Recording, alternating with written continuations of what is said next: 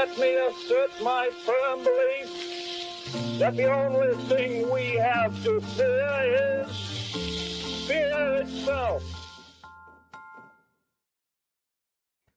Hi, everybody. Joe Trippi here, Democratic strategist and host of That Trippi Show and my new show, On the Ground with Joe Trippi. We've been doing episodes on Texas. With me once again is the other Joe, celebrated journalist Joe Klein. And yes, as you all know, because I've said it several times, he's been covering campaigns for a very, very, very long time. And neither of us, as long as I've been running them, have seen anything like what's coming in 2026. And so today I give you the other Joe, Joe Klein, and his Substack Sanity Clause. Joe, where do you want to get started, my friend? I want to get started by grilling you about Iowa. You know, when I think about Iowa, I covered 11 Iowa precinct caucuses, and I think that all told, I spent more than 2 years of my life. I think I've worked in 9, so you've covered 2 more than I've done. Maybe Well, I'm wrong about that. You know, I think that all told, when I added up, that I've spent more than 2 years in Iowa, and it was almost always winter. But it's not winter now. And I can tell you, you know this, Iowa in the summer is a wonderful place. And I think there was a kind of very interesting result in the Democratic primary last night involving someone you know, someone you've interviewed, and someone you're impressed by. Tell us who he is and why he's so impressive. I think you're talking about Josh Turek, who overwhelmingly won the Democratic primary for the U.S. Senate in Iowa. What was really impressive about the whole thing is that he was facing a formidable state senator, Zach Walz, who had a lot of union endorsements and everything else. And a lot of people thought it would be close. Walz held a lead for quite a while. But Turek is a 4-time Paralympian who's won 2 gold medals and is sort of just regarded around the state of Iowa as just a hero, a guy who had campaigned around the state in his wheelchair, literally rolling up the stairs to your front door in the middle of winter, knocking on them, and for his entire career. I mean, he's won office in the state in very Republican areas, and is sort of revered as just a true American patriot, in a sense that I think is exactly the kind of candidate in this time that we're in, who can bring a lot of those soft Republicans, and definitely independents over. He won with almost 2-1 in a primary where everybody, including me, I interviewed Zach Walz and was just as impressed. I talked to both of them within days of each other back in when I was in Iowa, and was convinced that either one of them would beat Henson, the Republican senator. And even at the time, I can tell you that I thought Zach Walz was he was going after Turek for being supported by the DSCC and Schumer. The DSCC for the DSCC. DSCC, yeah, excuse me, and Schumer. When neither of them had done any, Schumer hadn't endorsed anybody in the race, but Zach was onto the fact that, hey, Schumer's a bad word in Democratic politics these days, and if I said Turek was the choice of Washington, then I might be able to, and he was ahead when he was doing that. But Turek is, I think, the real deal. Both of them were. I'm not saying anything about Zach. He ran a great race, but in the end, I think Turek really, and Vote Vets was a big supporter of his. I think it threw in about $10 million, Joe. And Vote Vets, I know. Is he a veteran? Was he a paraplegic because he's a veteran? No, he's a paraplegic because his father in Vietnam was saturated in Agent Orange. Mm. When he was born with spina bifida and with had to undergo several, lots of operations to have any hope of functioning. Had no hope of really walking ever. Has been in a wheelchair and never let that get him down. Again, he has been a fighter, a guy who's been out there. In the end, there wasn't a whole lot that separated him and Zach Walz on the issues. It was more, I think most people believed that Josh Turek was more electable, that was more somebody that could take, and by the way, and I should say this because I want to make it clear, Zach Walz would have beat Henson too. That's what's really, the thing about this. We had two great candidates. Either one of them would have beat Henson.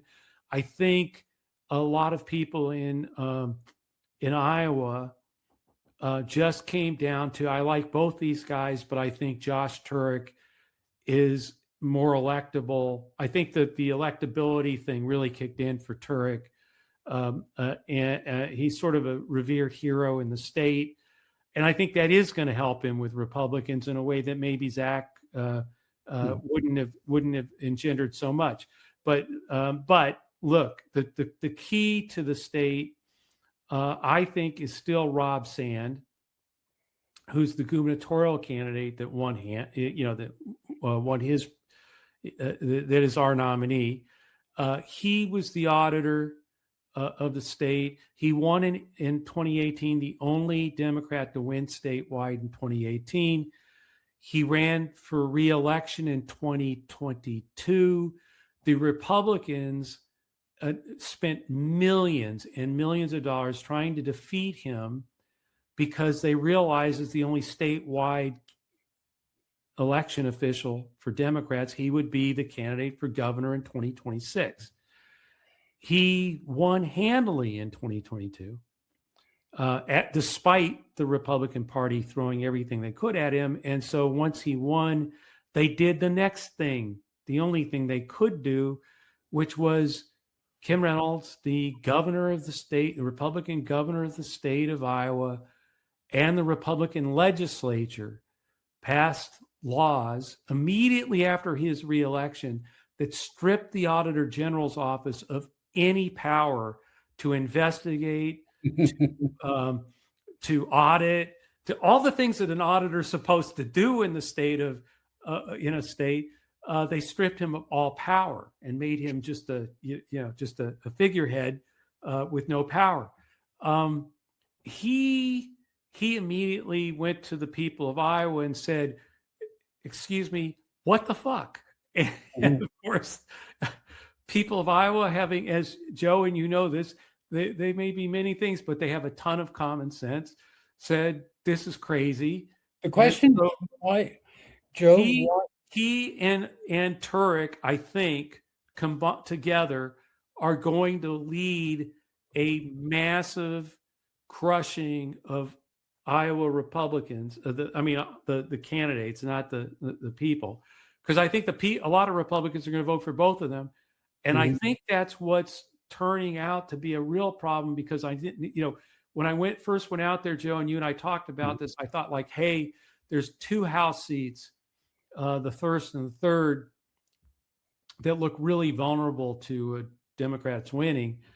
While I was out there, it looked like District 2, which is Henson's seat, the Republican incumbent senator, she gave up that seat to be the Senate candidate. It now turns out that seat, which by the way is very Catholic up there in Dubuque, the area, Joe, and with Trump going after the Pope and all that other stuff, that seat is now in play. And in the last few weeks, and with these results, it now looks like all 4 Iowa House seats are in play, and Democrats have good candidates in all of them. So right now, I think we're on our way there to the governor's seat, the Senate seat with Turek, and 3, maybe 4 House seats, which no one's counting. The Cook report only has the first and the third as vulnerable. They're wrong about, I mean, they're just behind they'll get it. They'll catch up. You'll see them shifting, moving to lean Democrat and all that other stuff. But those seats are in trouble. When I first started doing Iowa, it was a place that had Republicans and it had Democrats. Mm-hmm. And it had some memorable Democrats like Harold Hughes, who was a U.S. Senator, former alcoholic, former truck driver, just a brilliant guy. John Culver, who was hero of Ted Kennedy's, and a raft of Democratic candidates. But all of that just disappeared with Donald Trump. Donald Trump completely took over the state. And I think it is because, as always with Donald Trump, he didn't use the same words as other politicians. And as you said, Iowans are very common sense sort of people. And at a certain point, especially in Democratic Party, the language became ossified about 30 years ago. It was consultant language. Yeah, I agree. And I think that Democrats made a huge mistake by leaving Iowa, ending the Iowa caucuses. I mean, I've never understood it. It's not diverse enough. Well, wait, Barack Obama, last time I checked, won the Iowa caucuses in 2008. One of the best campaigns I ever saw in Iowa. Yeah. So, I mean, that my point is, but then the party went like, oh my gosh, they're not, when you talk about the woke thing where we became so far that way that Iowa wasn't diverse, so it couldn't be number one, which was just, first of all, what signal does that send to voters there? Why do we think they went with Trump? I mean, the whole thing is insane. So the difference is these guys are running local elections. Rob Sand is, I think, one of the most talented voices we have in the party. Do not go to sleep on him. He's going to be a great governor, and I really believe people are going to be talking about him for quite a while as a future leader, national leader in the Democratic Party. I've always believed that from the second I've met him and talked to him. I think Turek adds to that. I think these 4 House seat candidates that we have, it's just a remarkable team there. And I think that, all boats are going to get lifted by, Rob is going to help Turek helps Rob. And then you have the 4 congressional candidates. And by the way, we're seeing the same thing there that we're seeing elsewhere. Trump's favorables have collapsed to -14 in the state. This is a state that he won by double digits. He's now underwater, fave unfave of -14. And by the way, when I was there, it was -10, and it slipped to -12. And then last week, I think it went to -14. We're seeing the same thing in places like Alabama, which was a couple of months ago. Trump was still +2, despite getting, having 68% favorables in the past, +2. A month or so ago, it was +0.7, and now it's -2. So, I mean, this is Alabama. I mean, there's only 5 states that are more favorable to Trump than Alabama, which is now -2. So, how much lower can he go? I don't know. But in Iowa and in Texas and some of these, Florida and some of these other states that we haven't talked a lot about, a lot of places, things are in play. David Jolly in Florida, I saw a recent poll that has him up 5 over Donald's in Florida. Now, I also saw that Donald's just raised $100 million in the last quarter. So we'll see how that works. I mean, these things, there are other variables besides where the polls are right now. But right now, the one thing I can tell you is, and by the way, that's fine, because if Byron Donalds had $100 million in Florida is $100 million that can't be spent in Iowa. So there's, I mean, a lot of this stuff is, in the end, is not bad news for Democrats or for democracy, if that's where your head is at, and that's where mine is these days. But no, I'm seeing a lot of really, particularly on Tuesday. We haven't had a chance to talk about this, Joe, but in Alabama, a few Tuesdays ago, we had primaries there. And what's fascinating about it is, Alabama's a state, when Doug Jones won in 2017, no Democrat had won statewide in 25 years. So now 2026, we're 9 years further from there. And what happened in that primary was pretty interesting, because Democratic turnout in that Democratic primary was 116% higher than it had been in 2022. Mm-hmm. And the Republican primary with Tuberville was 25% lower than it had been in 2022 when Kay Ivey was rolling hard. So we're seeing these kind of weird. Now, that's primary, and we got to get to the general and all this stuff. But what we consistently are seeing now are these things where there is some bigger energy happening on the whether the Doug Jones side, whatever you want to call it, the pro-democracy side, mm-hmm. and there's something happening on the Republican side. You saw with Cornyn and Paxton in Texas, where Cornyn only got 38% of the vote, but by the way, they spent $141 million in that primary and runoff, and it was the lowest turnout runoff ever. I mean, like, we were looking at counties where like 30 people vote. I mean, like, no one voted in the Cornyn Paxton primary. Well, I think, Joe, it's pretty clear that Iran and inflation and the gas pump are making a difference. In Iowa, Trump lost the gubernatorial primary. His candidate, Randy Feenstra, lost to a working farmer, because the farmers in Iowa are really pissed off. Yeah. And in Alabama and everywhere. I mean, you're seeing it. Lest we get too giddy with good news, though, I want to go back to Zach Walz. Yeah. And he was endorsed by Bernie Sanders and AOC. And I'm going to propound a general rule. It isn't true in every case, but anytime a candidate endorsed by Bernie and AOC wins, the Democrats are going to lose in the long run. That may not be true. There's an exception that we've had on the show, the smoke jumper in Montana, who won his primary last night. He was endorsed by Bernie and AOC. Yeah. But if you look at two of the most, the Democrats' ability to screw up is unbelievable. Although the Republicans are getting close to matching them at this point.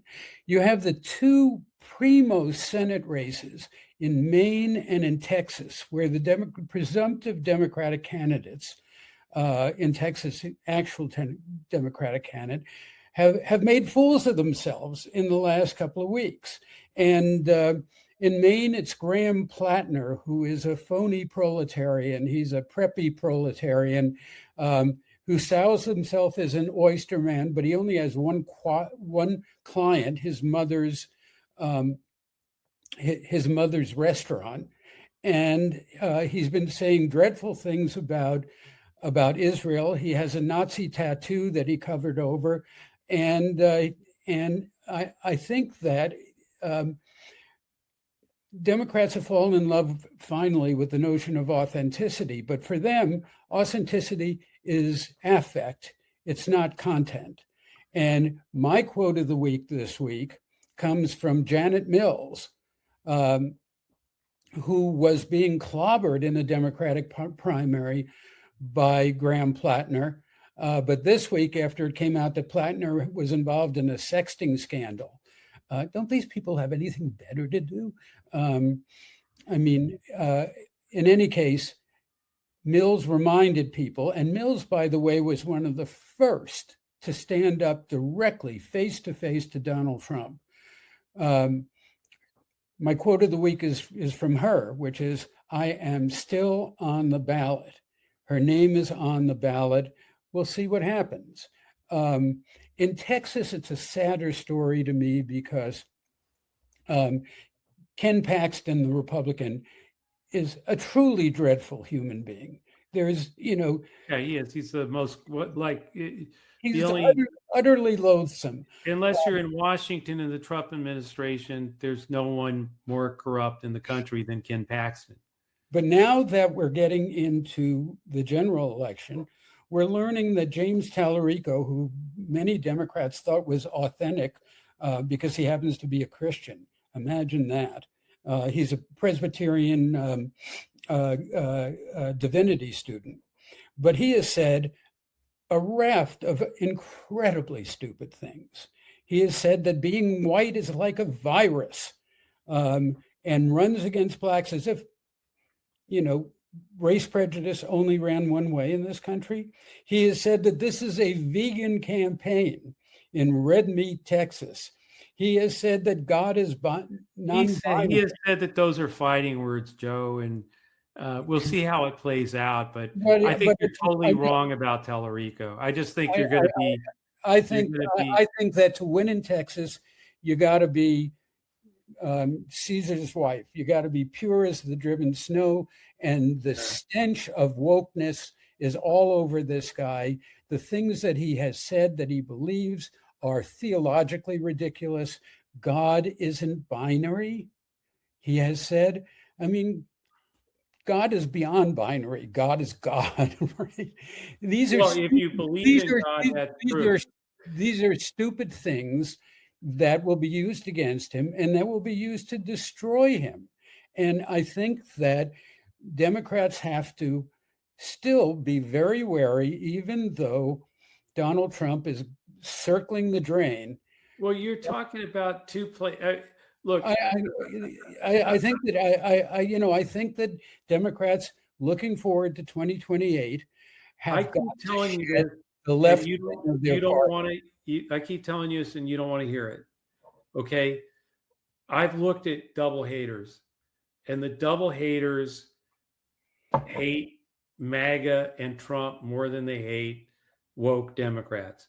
And not more than they hate socialism, Joe. Yeah, the only people in this country who describe themselves as socialists or people who didn't read the history of the 20th century or people who just want to... And most people don't know what it means today.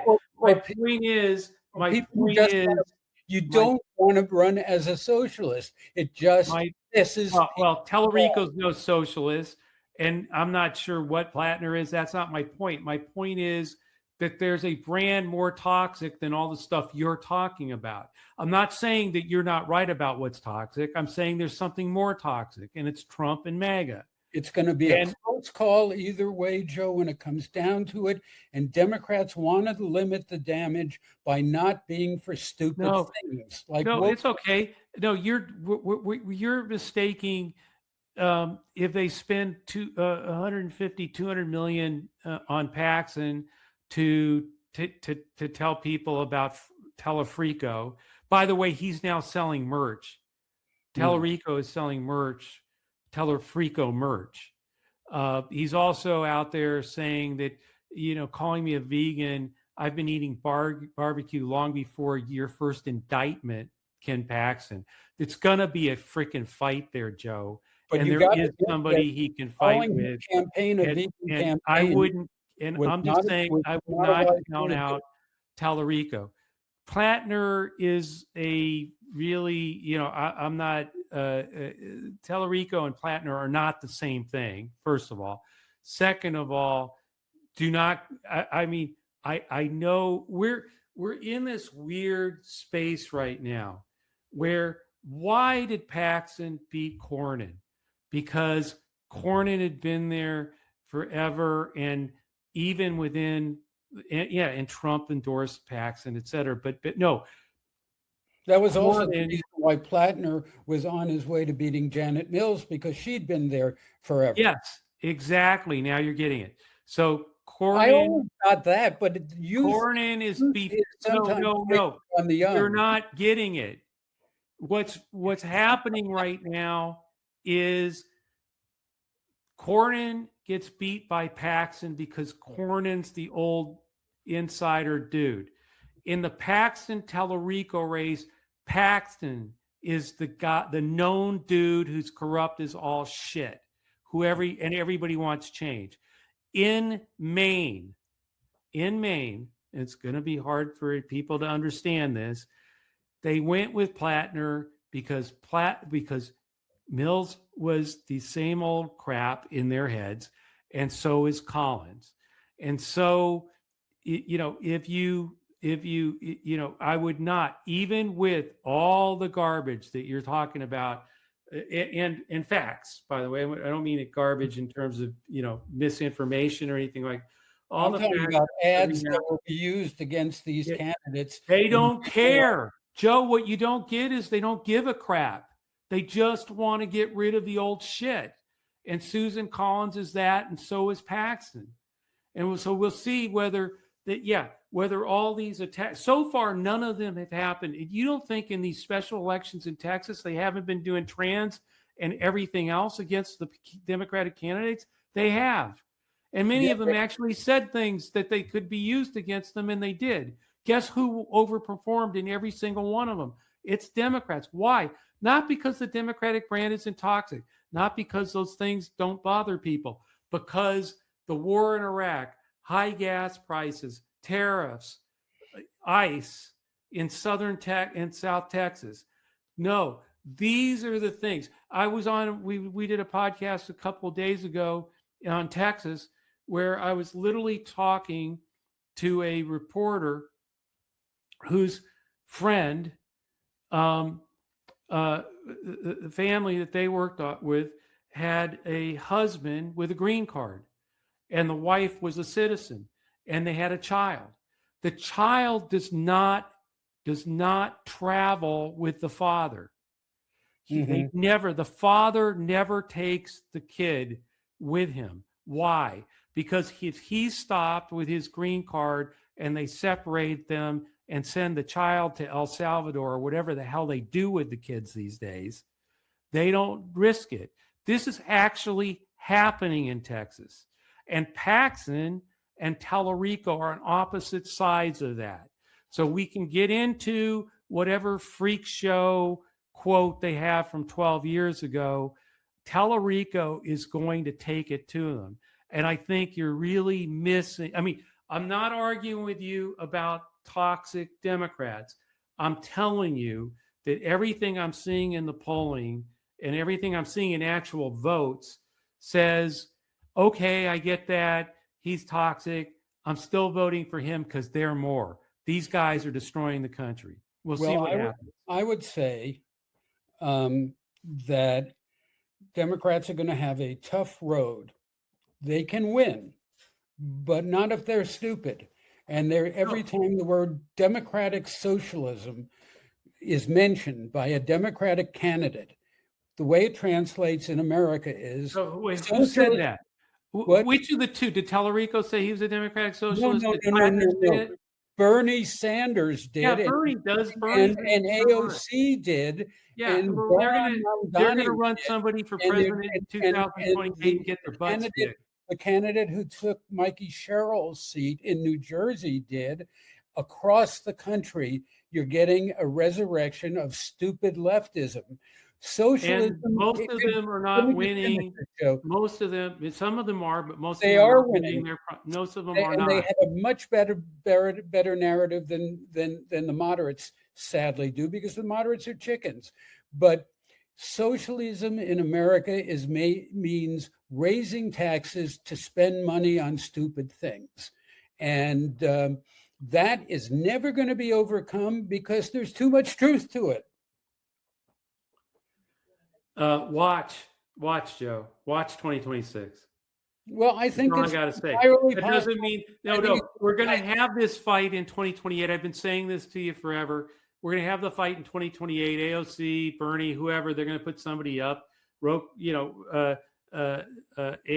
there'll be other candidates in between. Ro Khanna may be in between, and then you go all the way over to people like Mark Kelly, et cetera, and we'll see. And that fight is going to happen, but in the 2026 elections, it doesn't freaking matter. It may matter. That may cost us this seat here, may gain us that seat there, but it's not going to matter. I think there's a very good chance the Dems win the House. I think there's a chance the Dems win the Senate. But yeah, and I think that we're looking at President J.D. Vance, unless the Democrats wholeheartedly reject the left wing of their party, unless they reject racial preferences, unless they embrace two-parent families, unless they're able to say boys shouldn't compete in girls' sports, unless they are willing to say that we need to raise taxes, we need new programs, but I'm sure there'll be socialism. I'm sure there will be candidates out there who are saying those things. Well, I think that the left is being empowered by all of this mealy-mouthed nonsense. So Joe, pick your candidate and get behind them, because that's the fight in 2026 isn't about any of that crap. The fight in 2026 is about, in your state of Iowa, in your state of Texas, in your state of Alabama, Florida, wherever, what can you make it? In 2026, I think that what you're saying about 2026 is largely right, but we're talking about a larger problem here. It's not a larger American problem. public does not trust Democrats. Joe, they hate Trump, but they don't trust Democrats. It's insane to have these conversations in 2026, because you know and I know there's either going to be a Bill Clinton or a Barack Obama, or there isn't. There's going to be someone who emerges that argues the arguments that you're making, or argues the arguments that AOC and Bernie are making, and there will be a knockdown, drag-out fight, maybe 18 candidates, maybe 8, whatever, and one of them will win. And that will be when you can sit there and go, oh my God, we're all going to die because they're doing this, that, and the other crazy thing. That is not the case right now. There is no leader of the Democratic Party. There's never one in the midterm. They're all being fought locally at the local level. That does not mean that some. So what do you think about Josh Auchincloss, who we had on this program a month or two ago, who seems to me to be one of the smartest, sanest voices in the party, and he has just said he would not vote for Graham Platner because of the sexting scandal, and he has implied that he would vote for Susan Collins. I think Democrats lose Maine because Platner. That is how it works. That is how it works, Joe. You're exactly right. That's how it works. And, so whether we win, we're going to win the Senate. It may be without Maine because of Graham Platner, life in the fast lane. That's, that's how it works. I'm saying that we are going to win the House. I believe we're going to win the Senate. My path is maybe different than many others. I think Iowa is something that's going to happen. Alaska may happen. I mean, there's different places where North Carolina is going to happen. Right, and I hell am not. And I'm just telling you, you're absolutely off the charts wrong about Talarico in Texas. I'm not saying he'll win, but it's going to be a dogfight. I'm saying it's the things he's said in the past. The stupid left woke things he said in the past are going to make it a much tougher fight for him. And that was a place Democrats could have won and could have gotten rid of a really terrible human being, Ken Paxton. Yeah, well, and the stupid, corrupt shit that Ken Paxton has done throughout his career is going to have something to say about that. I just think you're totally, there's two people in the race. It's like one of them is going to win. And if you're telling me like Talarico has no chance against Ken Paxton, you're wrong. I'm saying that he has hurt his chances. Well, because, he didn't hurt his because chances. he's been so stupid about cultural Okay, issues. so we should have ran Democrats Crockett against him. are So under your theory, we should have run excellent. Crockett. We should have run Crockett against him. We should have No, run Crockett. listen, Crockett was even worse. Look, Yeah, okay, look, so my point is, what's your point? my point is, My point is the people of Texas. your quiz is, and if you let me, I'll answer it. Yeah. My answer to your quiz is that Democrats have to be really smart if they want to come back in this country. And being on the wrong side of cultural issues is a gut bucket issue in this country, and they cannot afford to make these kind of mistakes. Where I would vote for Talarico in a heartbeat over Paxton. I think a lot of people will, but I think that there are a certain amount of people who simply won't because of the cultural issues. Oh, there's going to be plenty of people who won't. The problem here is that this is like, it astonishes me every freaking time. Democrats this, Democrats that, Democrats this, Democrats this. They're all dead because they're dead. What about the fucking Republicans? They fucking suck. They're corrupt as shit. Trump has got us into a war of choice. There's gas prices off the charts. Joe, stupidity, corruption. Hey, let's sell this for $1 billion, and there's no problem with them. None. No, you're missing the point. The point is, I've known Donald Trump for over 40 years, and he has been a lying, cheating charlatan for every one of those moments. Yeah. And he is the most ridiculous candidate, the most ridiculous president who has done some of the most hateful things as president in American history. But let me finish this. How the hell did the Democrats lose to him? Democrats lost to him because they are incredibly stupid about cultural issues. Now, if you want to eliminate all of those terrible Republican things, you have to run to the middle. You have to be able to say there should be no racial preferences. You have to be able to say two parents are better than one. You have to be able to say these things. You want to. So the point is, either there's a candidate for president in 2028 who says what you think they need to say. It's not what I think. It's what Pew and all the other polling says. No, not my point. My point is, there's nothing that any House candidate or Senate candidate or gubernatorial candidate in 2026 is going to impact other than in their state or their House seat. I'm just saying, I want to see the Republicans gotten rid of, but you can't do it by being dumb. In the latest Pew poll, Joe, what percentage of Americans said that it was a bad thing to get rich? No clue. 16%. Yeah. Americans love billionaires. They may want to tax the rich. I want to tax the rich, but Democrats don't know how to speak to Americans. They don't know how to speak the American language. And they're going to win. They may well win this year, although they may be stupid. Why is that possible that they could win this year? Why? Why? Because the Republicans are so terrible. But it's also good. It's also possible. No one disagrees with you about the Republicans. What I'm saying is that the variable here to beat terrible, you have to be at least half decent. And the Democrats a lot of time on the show talking about how Democrats are so terrible, and I think you misplace what's most terrible in the country right now, and it's not the Democratic Party. Joe, come on. You know that I have talked about how terrible Donald Trump is and his policies are. But the difference between us is that I really want to get rid of him, and you can't get rid of him by being stupid about cultural issues. Well, we'll see, because we'll see. That's the whole thing is like, okay, we'll see. Okay, Joe, let's see what happens in Maine. That's me. I'm willing to let the Maine voters decide what the hell happens here. The Democrats did what they did. The Democratic voters in Maine did what they did. Well, they haven't done anything yet because it or not. No, but I didn't tell Mills to get out. She got out.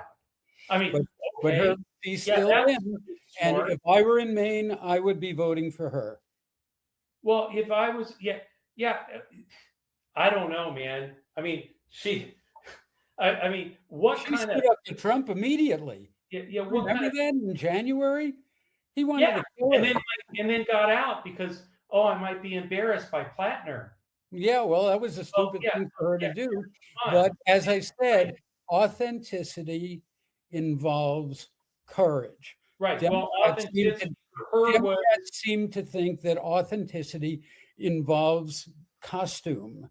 And wait. So what courage did Mills show when she withdrew? She stood up. She didn't. She withdrew from the race. She chickened out. Well, that's true. I might be embarrassed. I might lose.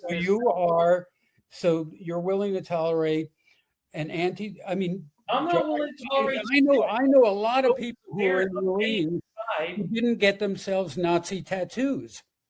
I'm willing to let the people of Maine decide this stuff, and not some government. She got in, she got out. That's her problem.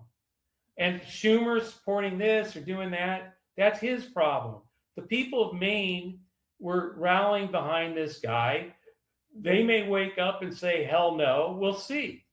But you're just like, we're all dead. We're all dead. We're all dead. Let's all go home. I'm not even home. Chuck Schumer is nothing to write home about. But I would much rather have his endorsement and move in his direction, and even farther to the center than Chuck is, than move toward the Democratic Socialists of America. In my view, he is past his. He should have done what Nancy did. We agree. But anyway, that's beside the point. And we've been going on here for a while. We probably should. Yeah, we should probably end this because it's just not, okay. No, I think it's been really good. I think that the party has to have this conversation, and it has to have it now. Not wait till 2028, but have it now. The conversation that you and I are having is a really good one, an important one, and it's especially so because we love each other and we're old friends. No, that's true. I just think that we're, a lot of ways talking past each other. I don't disagree about, look, I was there in the 80s when we kept doing the same stupid thing over and over again, expecting a different result, and 3 times elected Reagan and Bush. So I've been there. Mm-hmm. I don't think that's where we're at. And in fact, I think you're missing what may be the biggest change election in the history of going back to the 80 change election. I think it's not going to be that big. I think the Democrats win will be narrow. Like I said, we get to argue that on this show all the way to November, but we'll see. We will see. It's a good thing to argue about, Joe. And I'll see you soon. Yeah. And that's it for this week. Yeah. Thanks everybody for listening to us scream at each other. We'll take this to some vodka tonics and or just straight vodka after the show. But thank you all. Nice when there's vodka to be had. Take care, everybody. Thanks for watching The Two Joes. We'll be back next week, maybe with a little less screaming. Let me assert my firm belief that the only thing we have to fear is fear itself.